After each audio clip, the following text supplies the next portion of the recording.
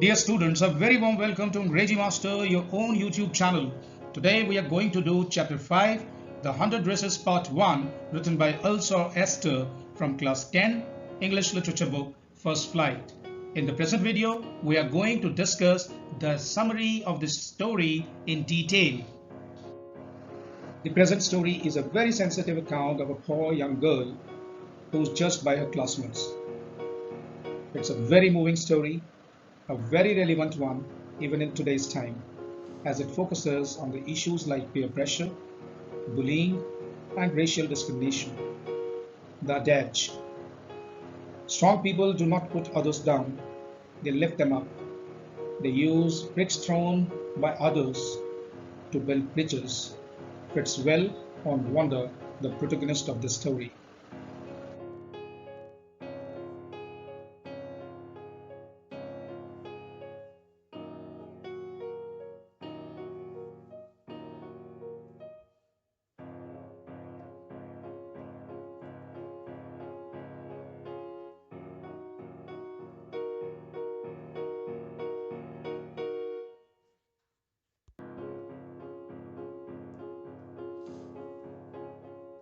Now let's have a look at the summary of the story.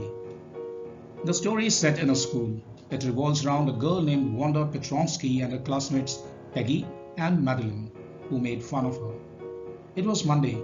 Nobody noticed that Wanda was missing, not even Peggy and Maddie, who began all the teasing. Wanda generally used to sit in the corner of the classroom where the academically dull and loud boys would sit, the dirtiest corner. But Wanda was not like them. She was silent and nobody had ever seen her laugh, and therefore no one ever understood why she sat there. She came from Boggin sides and her shoes were usually smeared with mud. People hardly noticed her. It was only before or after school hours when a group of kids used to wait for her to tease her, even at the cost of getting late for school. Wanda was not even present on Tuesday, but no one noticed. It was only on Wednesday when Maddie and Peggy noticed her absence, and that too when they waited before school to make fun of her, but ended up getting late because she didn't show up.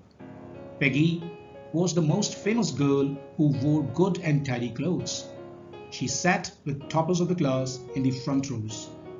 No one ever got interested in finding out why Wanda was not coming to school. All they cared for was they couldn't make fun of her. Wanda was a Polish girl who had emigrated to America. They found her name to be long and unfamiliar. Her classmates thought that Wanda Petronsky was a strange name because they had simpler and easier American names, except the name of a guy named Willie Bounce, which they thought sounded funny but still lesser than Petronsky. This shows that those children didn't understand diversity, and whatever they did was done out of thoughtlessness. This also highlights children's insensitivity towards race differences. Wanda usually wore a faded blue dress that did not fit her properly, though claimed it used to look unironed. This shows that Wanda belonged to a poor family who could not afford too many dresses. From a tale about 100 dresses to her unfamiliar name, they found it all amusing. Other students surrounded her to mock at her when she used to watch little girls play in the ground. Ironically, a lot of people talked to her, but she didn't have any friends. Peggy used to ask the number of dresses Wanda had in a very polite tone. They made fun of her because they couldn't understand why she made up that story about 100 dresses. While doing so, they never realized it could hurt her. They used to scream in astonishment as no one would believe her when she said she possessed 100 dresses and 60 pairs of shoes, all lined up in her closet. The little girls would stop playing in order to see what was going on. Wanda would affirm their queries that she had dresses made of velvet and silk too. They all used to laugh at her back. In fact, it was Peggy's idea to embarrass her like that, as it was hard to believe what Wanda said. She would wear the same blue dress that too was faded. No one ever understood why she lied. Although they would tease her, they never were rude to her. They continued asking her about the number of shoes she said she had, to which she would always reply, 60, each pair different. Peggy and Maddie, the inseparable friends, were the last ones to leave the school, while Wanda would go back all alone with her dull eyes, behaving in a strange way. Peggy was not the mean girl as she had been portrayed until now. She saved kids from whoever was hurting them and couldn't stand animals getting badly treated. According to her, she was not being rude to Wanda. She thought it was very weird of Wanda to lie about the number of dresses. Actually, it was not required of Wanda to tell a lie. And if anything was weirder, as per Peggy, it was Wanda's name. No matter how much they teased Wanda, they never made her cry. Dear students, the question that arises here is whether Maddie, who was Peggy's best chum, too was like Peggy, who would enjoy teasing her, or she had a soft corner for Wanda, being for herself. If yes, let's try to find out the reasons. Let's see. Maggie did not like the idea of making fun of the number of clothes and accessories Wanda possessed. Not because she cared about her, but because she was poor herself. She wore clothes that were given to her by someone else. But she was not as poor as Wanda, as she did not live in Boggins Heights, the slum area which was earmarked for the poorest of the poor. And she did not even have a weird name. In fact, that was her solace. Maddie didn't feel very comfortable teasing Wanda when Peggy used to ask Wanda those questions. She would pretend to play with marbles. If that dress game had not been invented, Maddie would have never known about the very existence of Wanda Petronsky. She felt uncomfortable not because she cared about Wanda, but because she worried she could be the next target.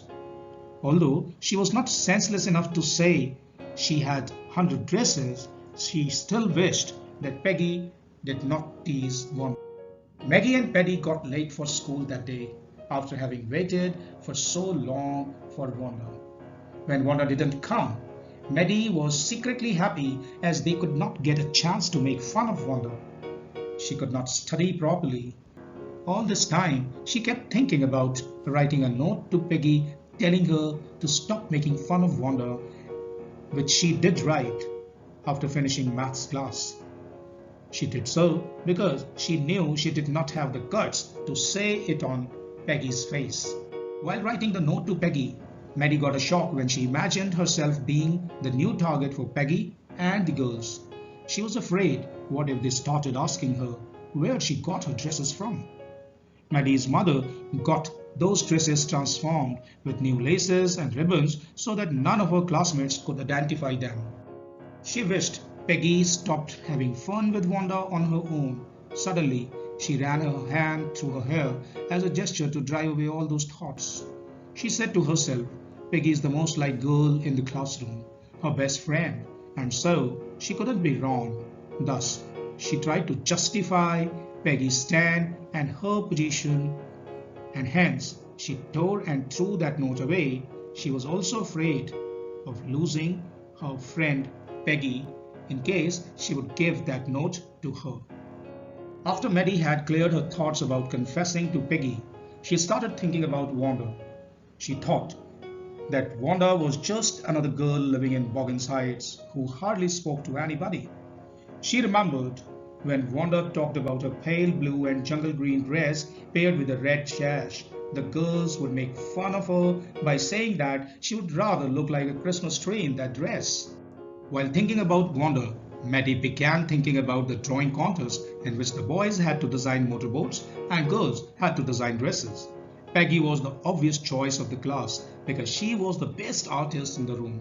She could copy exact pictures and recognizable portraits.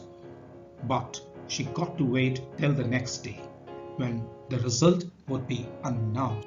On the day when the results were to be announced, it was raining lightly, and thus the two best friends ran quickly to school without waiting for Wanda. Generally, they used to wait for her at the Oliver Street.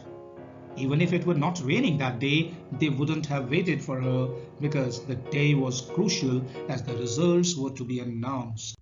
When the best friends entered the classroom discussing whether Miss Mason would announce the results or not, to their utmost surprise, when they entered the class, there were drawings all over the room, bright and brilliant. They left everyone in awe. There were the drawings of 100 dresses. These were in fact the drawings for the contest. Miss Mason announced the winners after everyone had settled. Amongst the boys, Jack Beagles had won. He drew an outboard motor which was displayed in room number 12.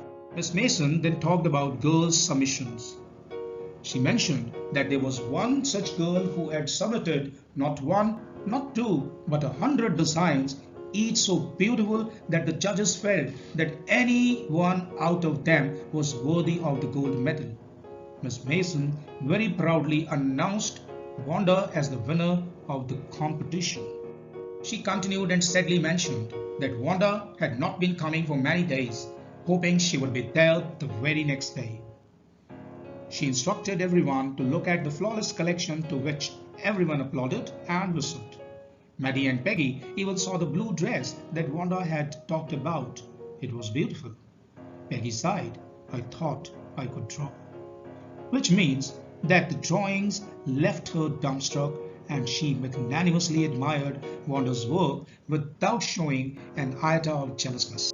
Dear students, if you found the video informative, please like, share and subscribe Angrejimaster, your own YouTube channel. See you soon with our next video on yet another interesting topic. Till then, goodbye, stay safe and stay healthy.